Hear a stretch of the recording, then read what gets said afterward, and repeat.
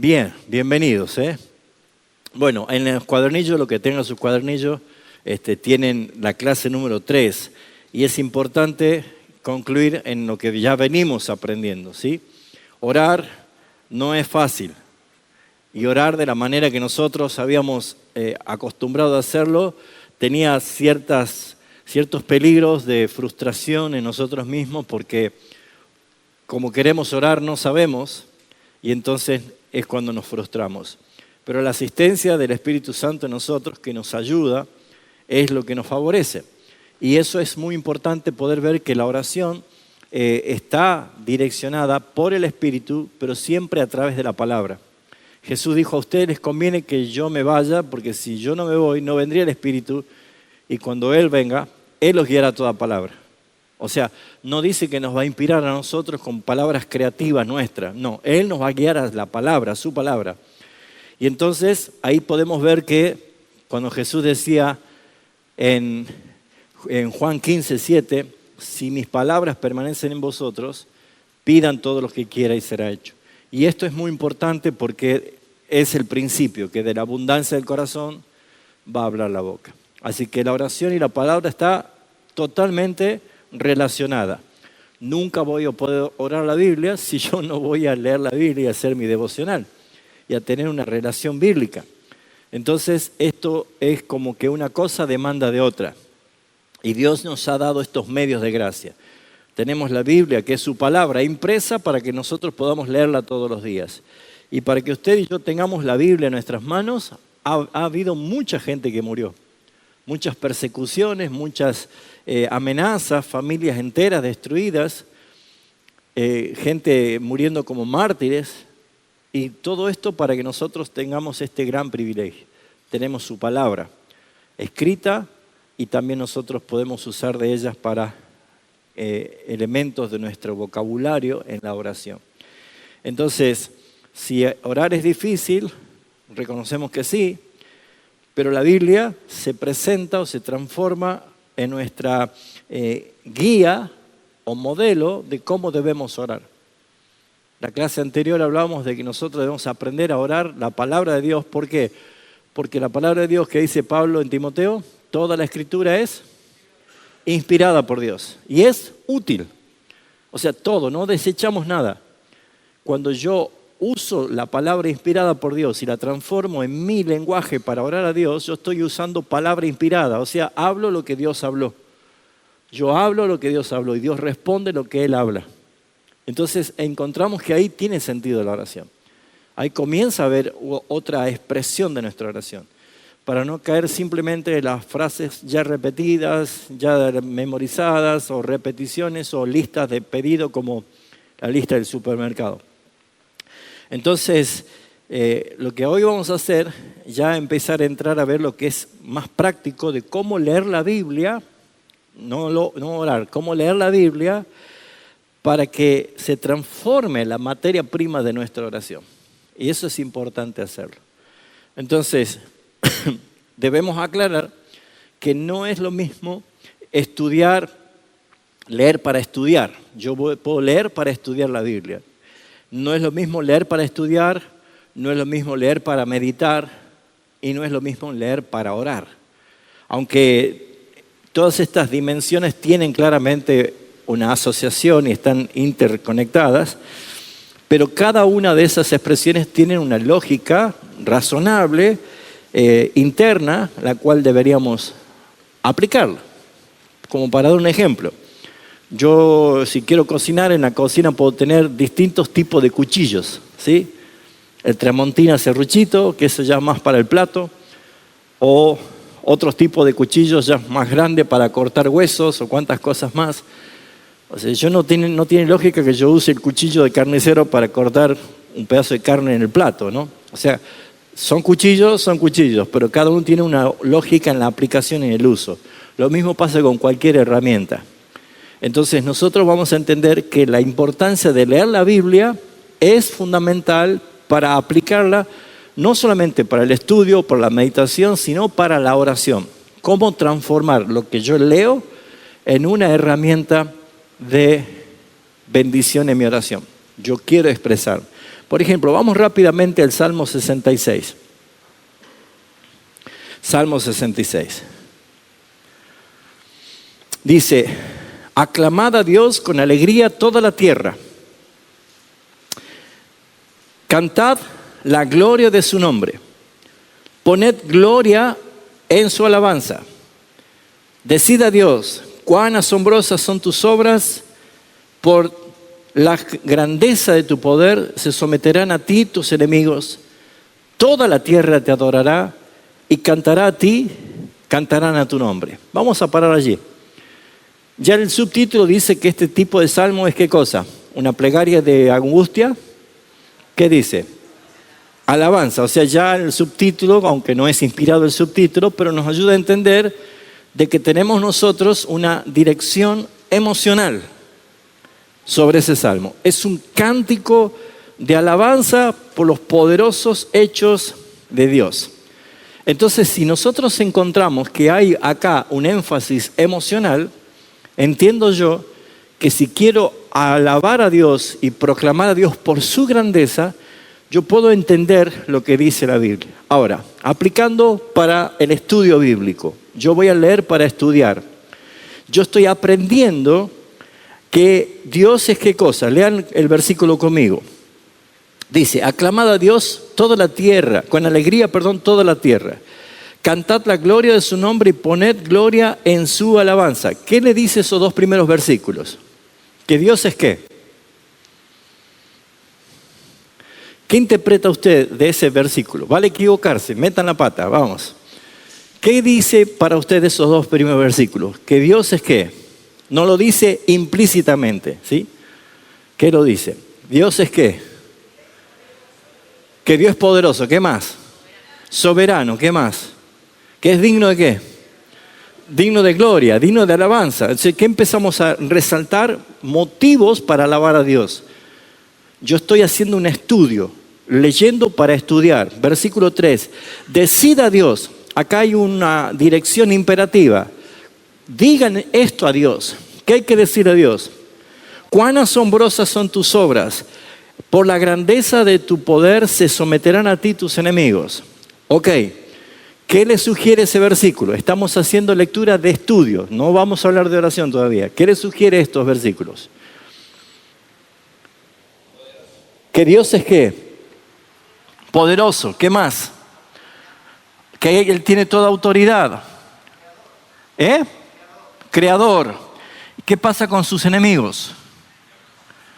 Se someten. No son más que Dios. ¿Ok? Entonces, ¿qué estamos viendo? Que Él es soberano, poderoso, digno de alabanza, pero Él también es creador, que Él también es grande en su poder, que tiene autoridad sobre los enemigos. Versículo 4. Toda la tierra te adorará y cantará a ti y cantará tu nombre. ¿Qué ven allí? Alabanzas, ¿por qué? ¿Cuándo grito gol? ¿Cuando tiro la pelota arriba de la tribuna o cuando entra al arco? Cuando entra al arco. ¿Qué está haciendo acá el versículo 4? Está diciendo, porque Él es todopoderoso, porque Él vence a los enemigos, porque Él es grande de todas las cosas, yo puedo decir, cantemos, hermanos. ¿Lo ven? Él está poniendo el énfasis del resultado de Dios como lo más grande que puede haber. Eso es leer para estudiar. Vamos a meditar, que esta es la parte media de llegar a la oración. ¿Cómo meditamos estos 4 versículos? Libre, meditación libre. ¿Qué dirían ustedes? ¿Qué conjeturas sacan?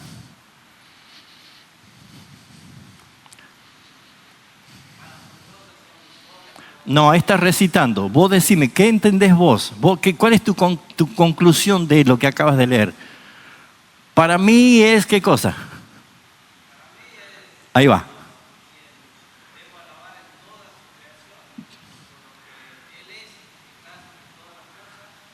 ¿Y qué pasa con tus enemigos? Bien, bien. Entonces, ¿vos qué hiciste? Interpretaste una lectura y ahora vos hiciste una meditación personal. Otra meditación. Vamos, vamos. Yo debo estar alegre, es decir, es tuyo, ¿sí? ¿Por qué tenés que estar alegre? Ajá. Porque es grande por todo lo que hace. ¿Y qué más? ¿Qué otra cosa ves? Cuando estás atacado por enemigos. ¿Qué te dice el versículo 3?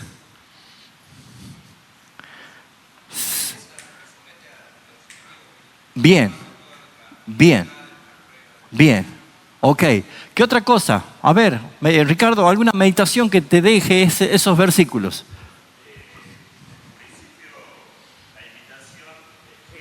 Ajá. Proclamación de reconocimiento de la grandeza de Dios. Bien. Pues comienza a manifestar la gloria de Dios, que debe emerger nuestra alabanza para glorificarle a Él por tal poder. Bien, esa es una buena conclusión. Entonces, ¿qué hicimos? Ya leímos unos textos para estudiar, a ver qué está diciendo el texto, qué habla acerca de Dios, cuál es la situación, cuál es el poder que ejerce. Ya hicimos un estudio. Ahora hicimos una meditación. Sí, yo creo que Dios realmente es poderoso, porque incluso cuando yo estoy pasando problemas, me siento acechado por el enemigo, yo puedo alabar al Señor, puedo agradecer al Señor, puedo estar tranquilo porque Él somete a todos sus enemigos bajo sus pies. Entonces, ¿qué decimos? Ya hice yo una interpretación y medité sobre el texto. Entonces ya queda el lenguaje en mi boca listo para orar. ¿Cómo voy a orar? ¿A alguien se le ocurre una oración de esos primeros versículos, 4 versículos? Gabriel, ¿cómo orarías eso? No, orá. No me expliques. Orá. ¿Cómo lo harías? Bien, Señor, tú eres digno de alabanza, Bien. eres digno de adoración. A ti se te someten todos tus enemigos. Bien. Y somos libres y por eso te adoramos y te bendecimos. Ahí está, ahí hiciste del 2, 3 y 4, perfecto, excelente, ¿lo ven? ¿Alguien más? ¿Lili? ¿Cómo lo harías?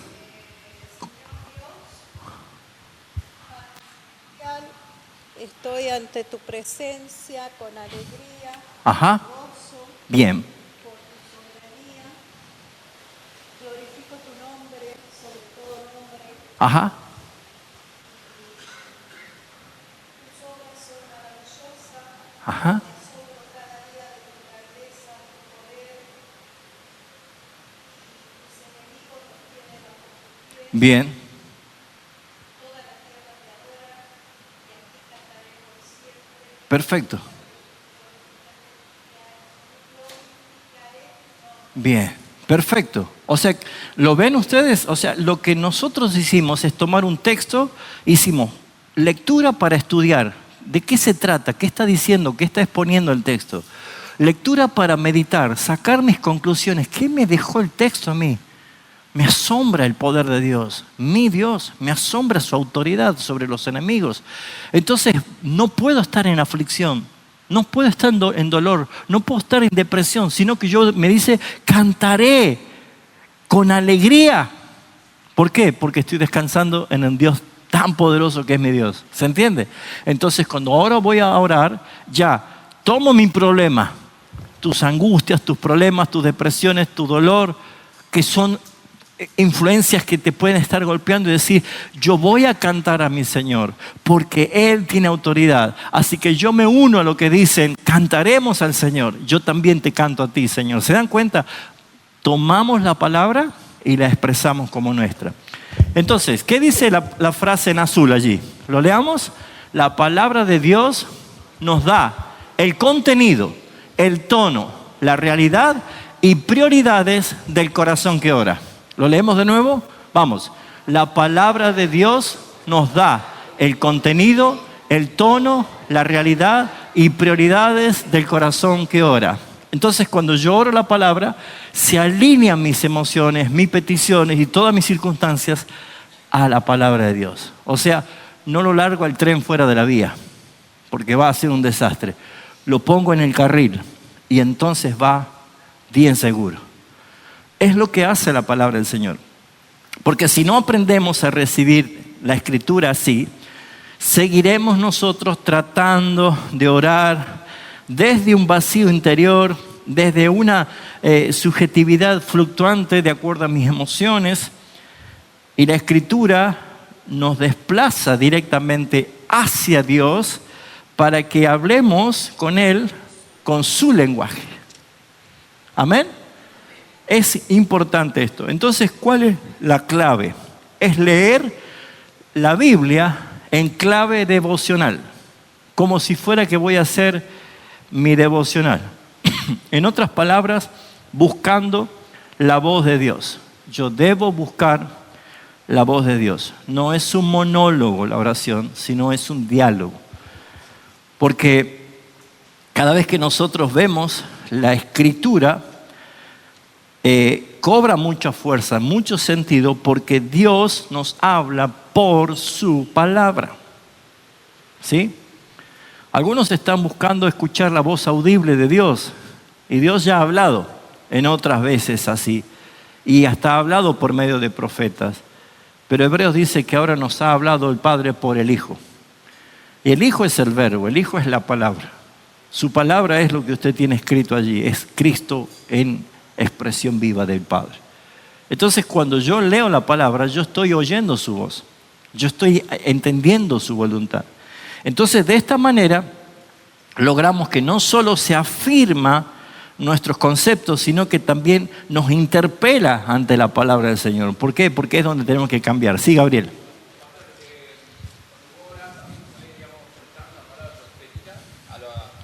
Si es conforme a la palabra, sí. Por eso ya vamos a ver esto. ¿Sí? ¿Cómo hacemos nosotros con la oración profética? Si es en la palabra, sí. Yo no te puedo decir, yo decreto tu auto y tu prosperidad porque esa es palabra mía. En la Biblia no dice eso. Yo podría decir, yo anhelo que tu alma sea prosperada, tu vida sea prosperada así como prospera tu alma. Yo estoy diciendo algo de la palabra. ¿Entendés? Porque ¿qué es palabra profética? ¿Qué es profecía? Es transmitir un mensaje. No es tu mensaje el que tienes que dar, sino el mensaje que proviene de Dios. ¿Y de dónde viene ese mensaje? De la Escritura. O sea, si alguien me dice, yo tengo una palabra profética para vos, y no veo que abre la Biblia, y no menciona un texto bíblico, mira hermano, eso no es palabra de Dios, eso es tu palabra. ¿Por qué? Porque la palabra de Dios viene de la Escritura. Pedro lo dijo, tenemos la palabra profética más segura. Ahora, si vos decís el anhelo de tu corazón, reemplazar la palabra profética y decís, Señor, es lo que anhelo. Bueno, vos tenés un salmo que dice, encomienda a Jehová tu camino, confía en Él y Él hará. O te está diciendo, espera en el Señor porque Él he de alabarte, ¿sí? Porque te abates, alma mía. O que simplemente Él concederá las peticiones de tu corazón. ¿Vos qué estás haciendo? Afirmando ese deseo en la voluntad del Señor. ¿Se entiende? Entonces, ¿qué vemos nosotros de esto, hermanos? Que leer devocionalmente, o sea, en la práctica de la lectura diaria, no significa leer superficialmente sin sentimientos. Significa leer la palabra de Dios enfocando nuestra emoción, gobernada por la palabra y el testimonio del Espíritu Santo. Porque uno podría preguntarse, ¿qué está diciendo Dios aquí sobre sí mismo, sobre mí, sobre el mundo o sobre Cristo? ¿Se acuerdan que cuando enseñamos nosotros que debemos saber un poquito de esto? Es que para hacer una exégesis de algún texto hay que formular preguntas para hacer una interpretación correcta. Cuando alguien quiere conocer algo, pregunta. ¿Vas a ir a vivir a tal país? Ajá, gracias. ¿Me voy ciego o pregunto? ¿Qué idioma hablan? ¿Es frío, es caliente? ¿Es montaña, es mar, es costa? ¿Cómo es la moneda? O sea, preguntamos. ¿Por qué? Porque cuando yo pregunto, me voy metiendo en la esencia de la realidad que se está diciendo. Entonces, si yo leo la Biblia y no hago preguntas a la Biblia, no voy a entender de qué habla de Dios, qué habla de mí, qué habla de la situación, cuál solución da a ese problema. ¿Se entiende? Entonces, la pregunta claramente abre la zona donde nace la oración. La pregunta abre la zona donde nace la oración. O sea, lo que Dios dice produce siempre respuesta. Siempre.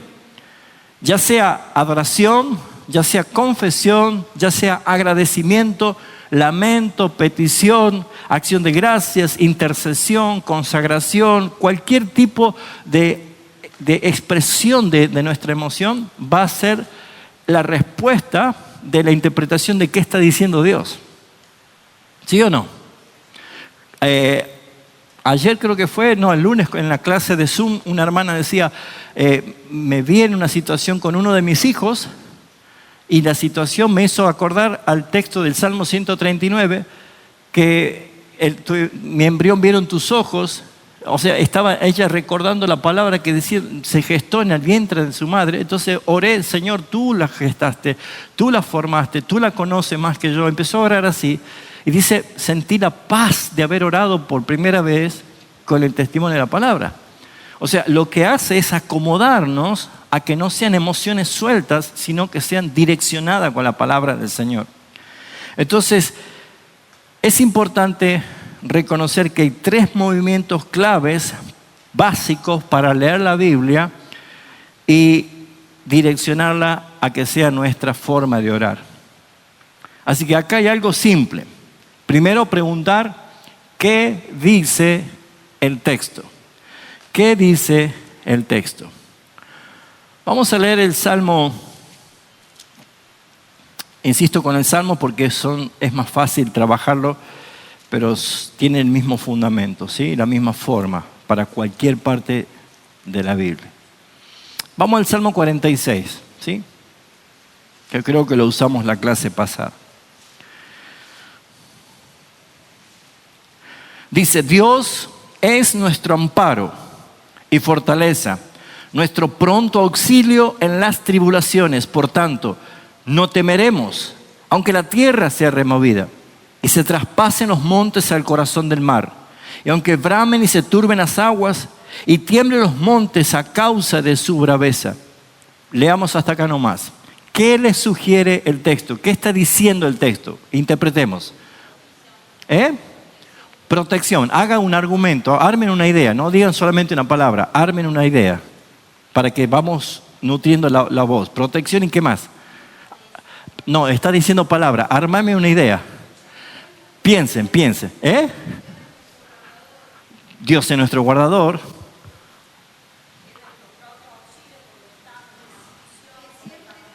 Bien, así quiero que empiecen a armar una idea. Una idea no es una palabra, ¿sí? Es una idea. ¿Qué está diciendo estos versículos? Es protector en todas las adversidades. ¿Quién está hablando? Acá, ella habla con la boca para abajo y yo no sé quién, es un fantasma, digo yo. ¿Cómo dice? No escuché. Siempre está en nuestras angustias. Ahí está. Siempre está en nuestras angustias. Bien, ¿qué otra cosa encontramos en el Salmo 46, los primeros versículos? Dios es nuestro amparo y nuestra fortaleza.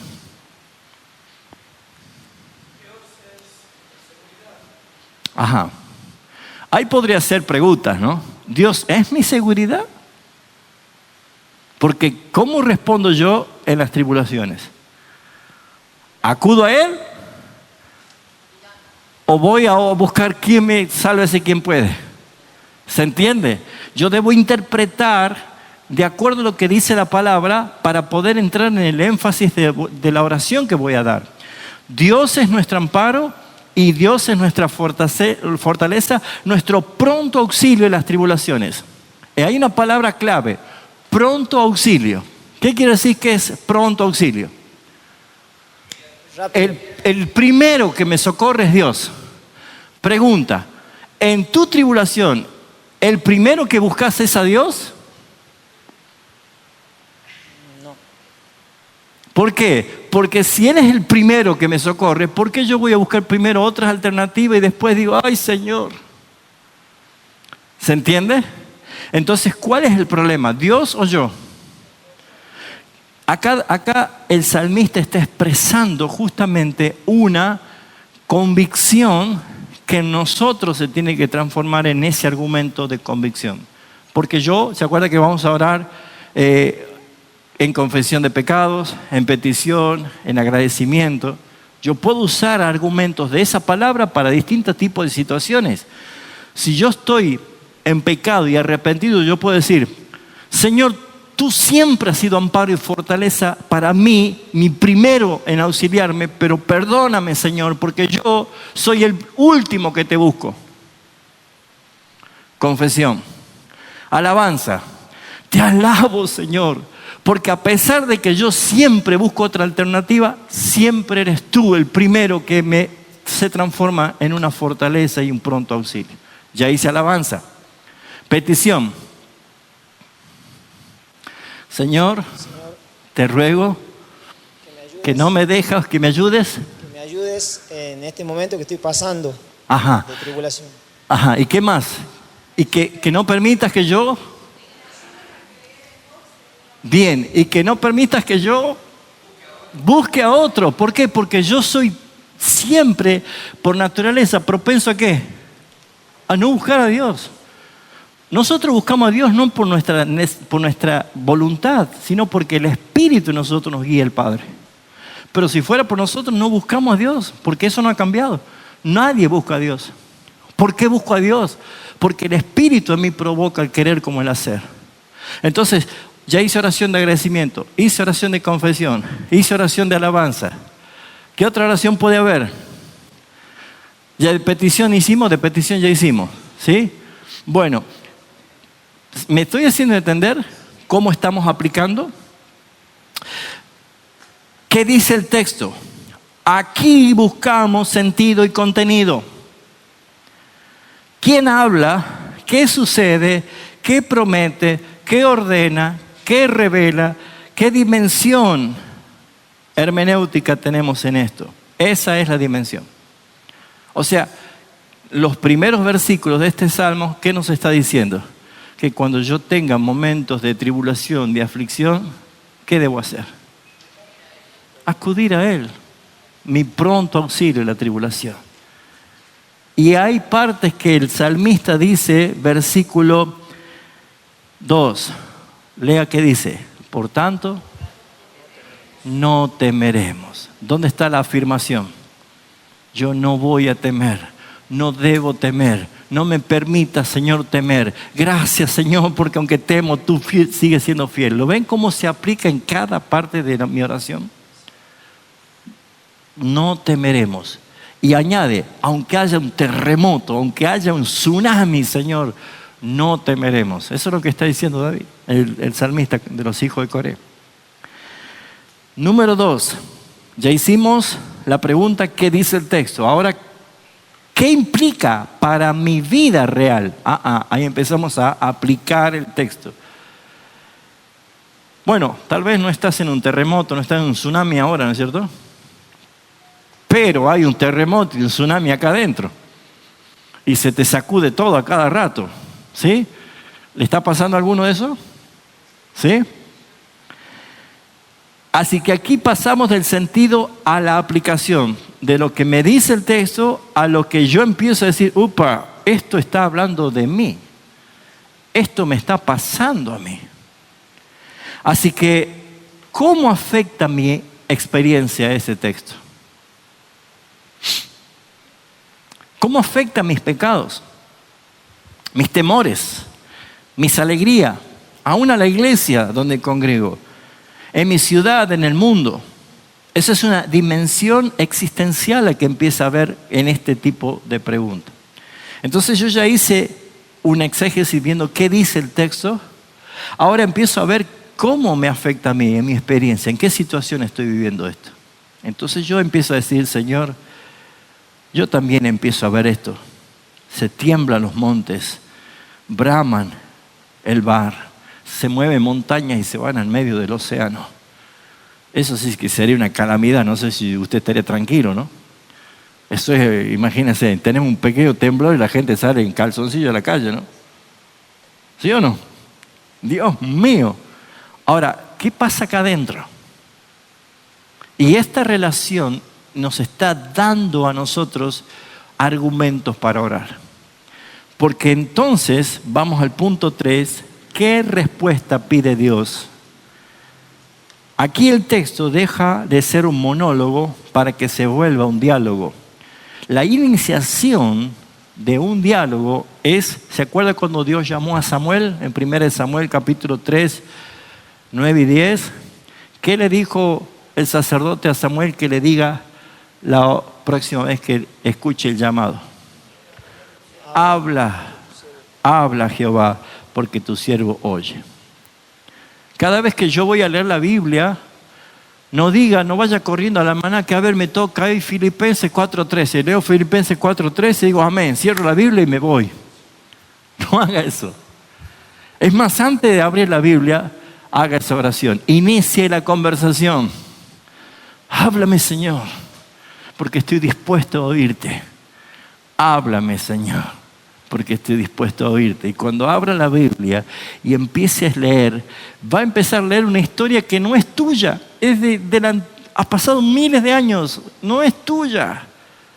Pero cuando empeces a entender qué dice el texto, cuando empeces a ver qué implica eso para tu vida, te vas a dar cuenta que ya dejó el mundo de existir para vos y Dios te está hablando en esa palabra. Entonces el argumento de tu oración va a ser clave, porque vas a empezar a entrar a la dimensión orante. Lo que es orar. No es el protocolo, no es la atmósfera que nosotros solemos disponer para orar. Es lo que sale del corazón guiado por el Espíritu Santo. Oramos su palabra. ¿Vamos bien? ¿Seguro? Número 4. Hay diferencias entre estudiar y orar la palabra. Diferencias. Porque muchas de nuestras iglesias es común confundir conocer la Biblia con tratar con Dios. Muchas personas pueden conocer la Biblia, pero no tienen ninguna relación con Dios. Y por lo general, hasta puede haber doctorado en teología, máster en divinidad y cuantas cosas más, pero está lleno la cabeza de conocimiento, pero un corazón sin ningún tipo de relación. Claramente es bueno estudiar y es necesario, es un mandato del Señor. Dios quiere que estudiemos. Él no quiere que haya ningún neófito en su palabra. Que sepamos usar bien la palabra de verdad. ¿Es una tarea nuestra? Sí. Como cualquier padre quiere que sus hijos aprendan a leer, a escribir, a formarse, a capacitarse, a tener un título, porque es necesario. Dios también. Dios también quiere que aprendamos.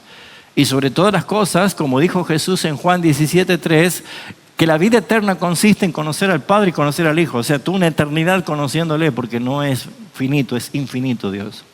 No va a alcanzar una eternidad para conocer. Entonces Dios quiere que le conozcamos, pero que no nos envanezca, que no nos lleve simplemente a mostrar títulos, que no nos llene simplemente que nos digan de hijo a doctor. No está mal, pero lo malo es cuando perdemos justamente la esencia de la comunión. Richard Baxter le llamaba a esto teólogos secos. Y Jonathan Edwards decía todo esto: la verdadera religión está en los afectos y no en el mero entendimiento. En competencia, creo que Satanás sabe más la Biblia que nosotros. Y debemos nosotros entender que no se trata solamente de un mero conocimiento. La oración a partir de la Escritura es precisamente el punto donde la verdad pasa del intelecto al corazón. Y lo que yo estoy leyendo, lo que estoy entendiendo, yo puedo orar. Yo puedo orar así. Nunca me voy a olvidar, en mis primeros años de pastor, vivíamos allá en la calle Matienzo, era una prefabricada chiquitita. Sí, Gabriel conoce, algunos que están acá tal vez conocían. Y yo me acuerdo que esa época usaba el maletín, el attaché. ¿Se acuerda de eso? El maletín. Y yo, no sé, me comía suelas enteras de zapatos caminando, porque no tenía ni bicicleta. Y andaba para todos lados caminando. Y un día, entre caminando y haciendo visitas, se me desgarró el talón del pie. Mire dónde se fue a desgarrar el pie, ¿no? El talón. No saben el dolor que es. Así yo venía con mi maletín rengueando así. Y cuando estaba por cruzar la avenida Lenin San Lorenzo, yo pongo el pie para cruzar y pasa una camioneta semejante, lujosa, y me insulta de arriba abajo, me bocinea. Porque claro, yo no lo vi y yo había bajado.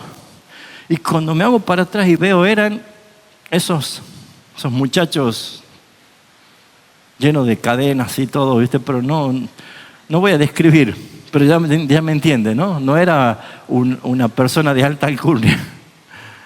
Y yo digo, Señor, yo te estoy sirviendo, vengo, desgarró el pie, y que semejante camioneta me insulta de arriba abajo. Le hice un berrinche. Le digo, Señor, ¿cuándo voy a tener que ser una moto, un auto, algo para moverme? Y en el acto vino ese texto. Hijo, todo lo mío es tuyo. Nunca me has pedido un cabrito. ¿Se acuerdan de quién es ese texto? Pero fue en el acto y me avergoncé. ¿Se acuerdan? Dios nos trae su palabra para que cuando vamos a orar no hagamos como hice yo, orar desde el berrinche, sino orar su palabra desde su legalidad. Todos tenemos necesidades. Y Jesús dijo en Mateo 6, vuestro Padre sabe todas las cosas que necesitan, aún antes que se la pida. ¿Pero por qué quiere que le pidamos? Porque mostramos dependencia. Señor, tú eres mi proveedor. ¿Se entiende? Entonces, hermanos, acá empezamos a ver que no es un conocimiento vacío, sino que directamente se conecta con nuestro corazón y empieza ¿qué? A abrir la boca. Porque de ahí empieza a brotar la oración. Así que la oración evita que la Biblia se transforme en una mera información y evita que la oración se transforme en pura subjetividad. Nos alinea, nos pone en el mismo carril y nos ayuda a llevar adelante la oración. Para Dios no es problema bendecir. Es más, ya nos bendijo con toda bendición espiritual en Cristo Jesús. El tema es nuestra madurez. ¿Se acuerdan? Gálatas 4:4, hasta el tiempo señalado por el Padre. El heredero en nada difiere del esclavo, aunque sea señor de todo, dice Pablo. Toda su herencia está bajo tutores y curadores hasta el tiempo señalado por el Padre. O sea, que cuando uno es heredero de todo, mientras sea niño, pareciera que es un esclavo. ¿Por qué? Porque no tiene uso de su herencia. La madurez es lo que hace la diferencia. Usted acá tiene el nietito, mi hermana Karina. Si ella tuviera un auto y él es heredero de ella puede decir, toma hijo, anda una vuelta al auto. No, es niño. Puede ser tan dueño como ella, pero es niño. No puede usarlo. Puede matarse él, matar a alguien, no lo va a poder hacer. Pero cuando es mayor, ya tiene legalidad para hacerlo. Es lo que ha hecho el Señor con nosotros en Cristo Jesús. Por eso es que se nos insta a nosotros a que ya no seamos niños fluctuantes llevados por doquiera, por cualquier viento de doctrina. Que el alimento sólido es para los que han alcanzado madurez. Y entonces empezamos a ver cómo se alinea la palabra y la oración. ¿Se entiende? La palabra y la oración se corrigen mutuamente. La escritura orienta el deseo y la oración encarna la doctrina. Por eso es importante practicarla. ¿Vamos a ir hasta acá? ¿Sí? Punto número 5. ¿Cómo la meditación prepara la oración? Nosotros, por una cuestión cultural, no estamos acostumbrados a la meditación. Eso lo vemos nosotros en los orientales. ¿Sí? Los orientales son de meditar todo el tiempo. Usted sabe que el té ha sido justamente una esencia, una infusión, mejor dicho, preparada para los tiempos de meditación. Nosotros acá decimos, no, 5 minutos me tomo un té rápido y sigo, ¿no? No tenemos ni siquiera el gusto de meditar. La meditación no es diabólica, porque uno lo relaciona directamente con los Hare Krishnas, con los budistas, con cuantas cosas más. No, a veces también nosotros hemos perdido bendiciones porque hemos olvidado la meditación. Veamos el Salmo 1. El Salmo 1 comienza con algo precioso. Dice, bienaventurado el varón que no anduvo en consejos de malos, ni anduvo en caminos de pecadores, ni en silla de escarnecedores asentado, sino que en la ley de Jehová está su delicia, y en su ley, ¿qué dice? medita de día y de noche. El resultado de meditar en la palabra de Dios de día y de noche es que la aplica, y de tal manera la aplica que hace que su vida sea como un árbol plantado junto a las corrientes de las aguas y que da fruto a su tiempo y su hoja no cae y todo lo que hace prospera. ¿Qué quieren todos? Prosperar. ¿Y qué se están olvidando? Meditar en la palabra. Entonces, si la meditación de la palabra es un ejercicio hábil y natural en mí, yo voy a entender que lo que me dice el Señor es su voluntad. Y no voy a errar jamás, porque hemos sido salvados para obedecer. Así que la meditación bíblica fue la práctica constante tradicional reformada. Es lo que recuperó la Reforma, meditar en la palabra. Calvino era uno de los que decían que hay que rumiar la palabra. ¿Usted sabe cuál es el mejor pasto de la vaca? ¿El pasto más rico? El que lo rumea. Porque durante el día traga. Y llega el atardecer, ¿qué hace? Es asqueroso para nosotros, ¿no? Pero para ella dice, qué rico está este pasto. ¿Sí o no? Ahí cuando lo saborea, ¿no? Lo rumea. Bueno, es lo que decía Calvino, rumear la palabra. Los puritanos la describen como el puente entre la lectura y la oración. Es meditar la palabra. Así que si nosotros tenemos que definir la meditación, sería la apropiación reflexiva, afectiva y obediente de la verdad revelada. Lo repito, la meditación sería la apropiación reflexiva, afectiva y obediente de la palabra revelada. Le sacamos el jugo a la palabra de Dios, no tiene desperdicio. Directamente nosotros podemos ver que la meditación hace dos cosas. Primero, clarificará el contenido, o sea, para que no oremos vagamente ni ciegamente. Ya sé lo que tengo que orar. Si oramos el Salmo 1 diría, Señor, tú me llamas dichoso si yo puedo esquivar los caminos de los malos y sentarme con los que se burlan de ti, porque yo, Señor, no soy como otros que no quieren tu palabra. Yo la amo, pero ayúdame a meditarla. Ayúdame que sea mi delicia, Señor, porque entiendo que haciendo esto voy a ser como un árbol que fructifica y va a prosperar todas las cosas que emprenda. Oré el Salmo 1. Y no orar desde la inspiración, la motivación emocional de mis fracasos. Señor, ¿por qué siempre el hermano este anda con 4x4, con camionetes, se va a todos lados de vacaciones y yo, Señor, no agarro ni un aumento de sueldo? Señor, ¿cuál es el problema? Padre, que estoy en pecado, y empezamos a llorar y todo. Esa oración, hermano, no tiene sustento. Orar la palabra es orar así. Me alinea al Señor, me permite orar con un corazón motivado. Y segundo, afecta al corazón. Porque para que no oremos fríamente, Dios enciende la pasión por su palabra. Nos ayuda a hacer eso. Así que sin meditación la oración se vuelve seca. Sin oración la meditación se vuelve intelectualista. ¿Se necesita qué cosa? Meditación. Practique meditar. Es lo que hicimos, lo que decía Daniel. Medita sobre esto. ¿Qué interpretás? ¿Qué reflexión? ¿Qué conclusión sacás? Y empezás a decir, la verdad que esto que le pasó a David es lo mismo que me está pasando a mí. Empiezo a conectar el texto con mi situación y entonces empiezo a decir, ¿cómo actuó Dios con David? Señor, entonces también puedes actuar así conmigo. ¿Sí? Bueno, vamos rápido que ya terminamos. Número 6. Hay géneros, distintos géneros bíblicos. Y este es un punto que no lo vamos a terminar hoy, lo vamos a desarrollar un poquito más después. Pero claramente toda la Biblia son 66 libros que tienen distintos géneros literarios. Entonces debemos tener las reglas gramaticales que se aplican para cada género.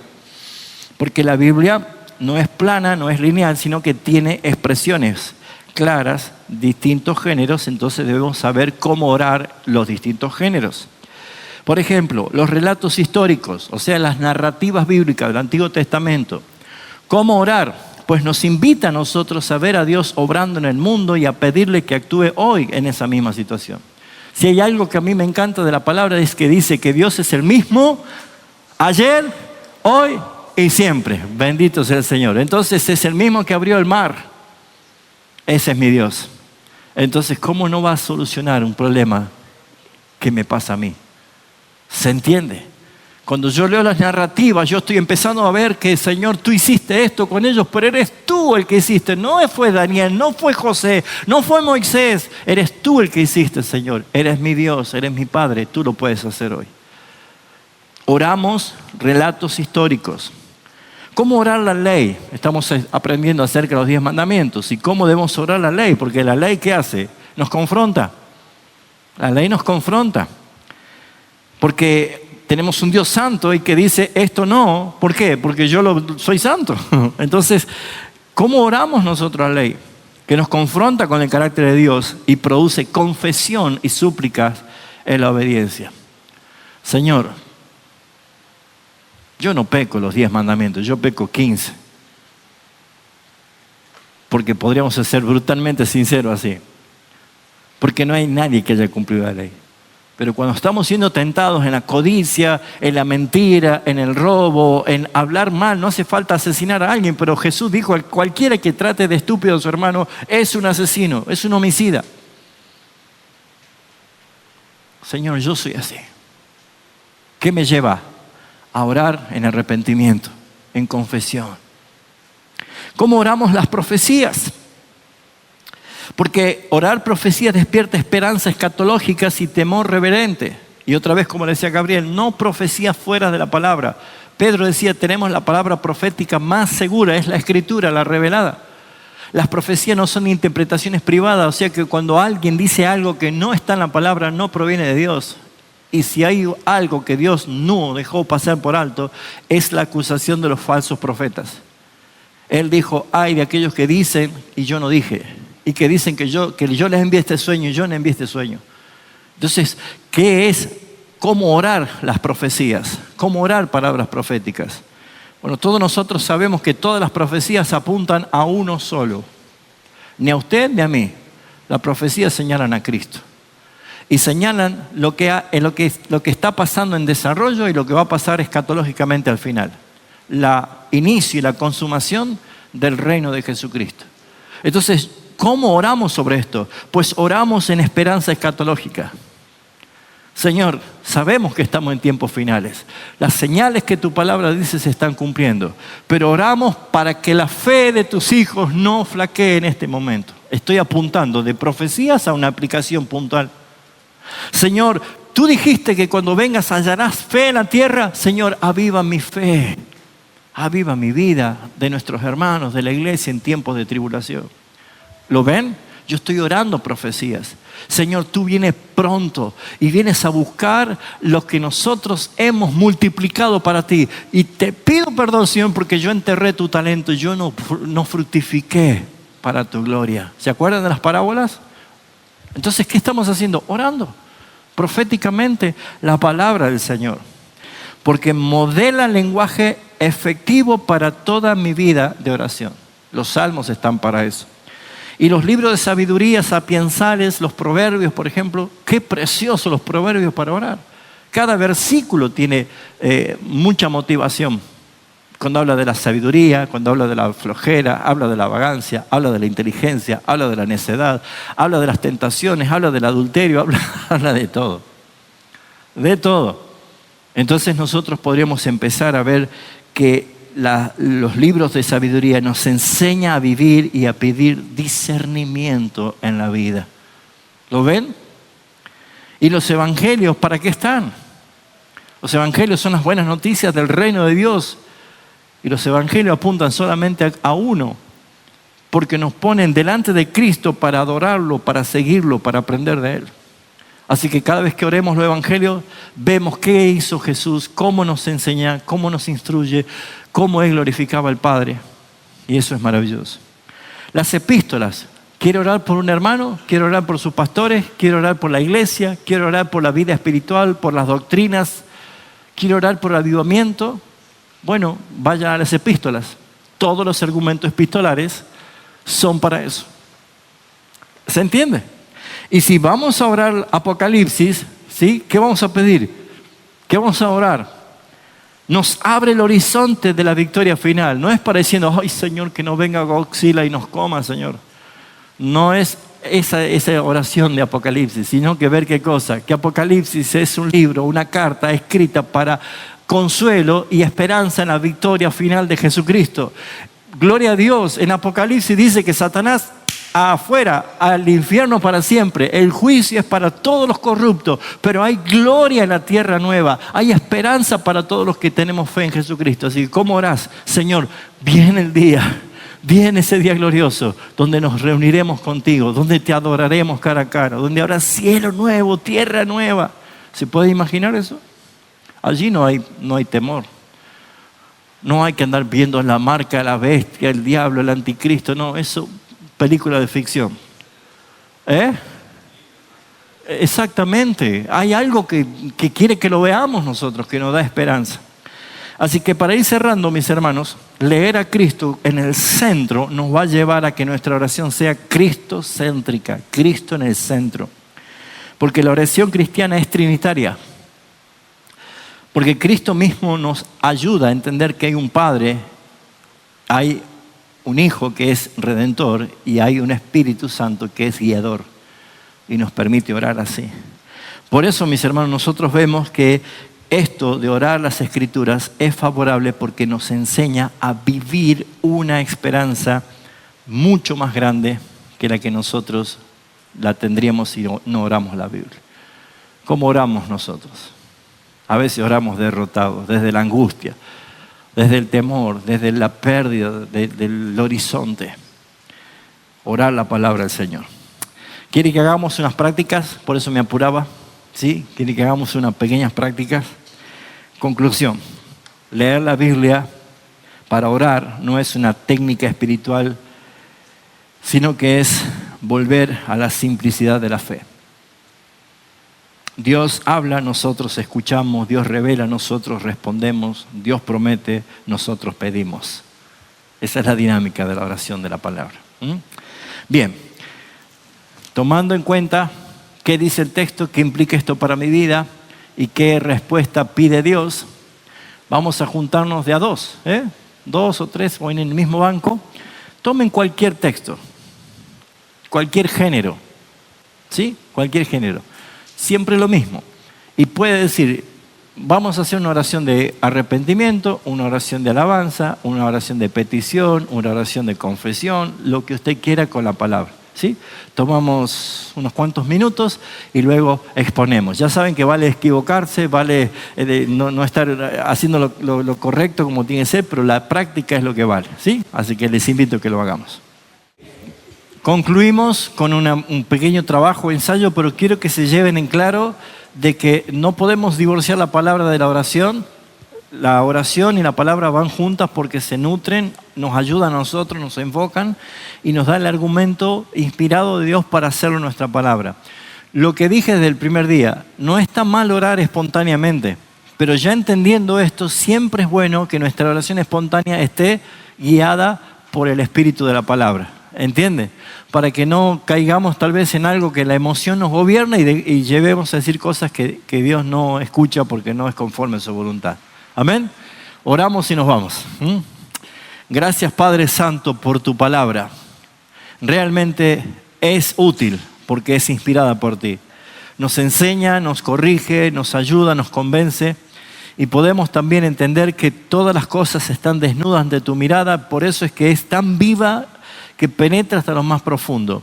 Ahora, Señor, ayúdanos a poner en práctica todo lo que aprendemos y que sea natural empezar a orar tu palabra, porque así, Señor, veremos el fruto de por qué tú la has enviado. Nos vamos bendecidos. Gracias por este tiempo juntos. La gloria sea para ti en el nombre de Jesús. Amén. Gracias, hermanos. Que el Señor les bendiga. Nos vemos el próximo miércoles, si Dios quiere.